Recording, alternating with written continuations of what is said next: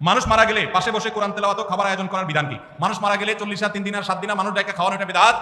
আর মানুষ মারা গেলে তার পাশে বসে কোরআন তেলাওয়াত করাটাও সুন্নাহ সম্মত কোনো কাজ নয়। আমাদের দেশে মানুষ মারা গেলে লাশটাকে মাটিতে বা খাটে রেখে চারপাশে হাফেজ সাহেবদেরকে এনে কোরআন তেলাওয়াত করানো হয়। এটা শরিয়া সম্মত কোনো কাজ নয়। কেন? কোনো মানুষ মারা যাওয়ার পরে কি কি করতে হবে শরীয়তে বলা আছে না নাই? আছে না নাই? মুর্দার লাশের চারপাশে বসে কোরআন তেলাওয়াত করতে হবে এরকম কোনো হাদিস তো আমি পাইনি। এটা কোত্থেকে আসলো? কোরআন তেলাওয়াত যে করবে তার লাভ হবে। আল্লাহ কোরআনে বারবার বলেছেন আল্লাহ ইসাল ইনসানা ইল্লা মা সাআ, যে যেটা করবে সে সেটা পাবে। যিনি তেলাওয়াত করছে তার সওয়াব হবে। মুর্দার কোনো লাভ নাই এখানে তেলাওয়াত করলে।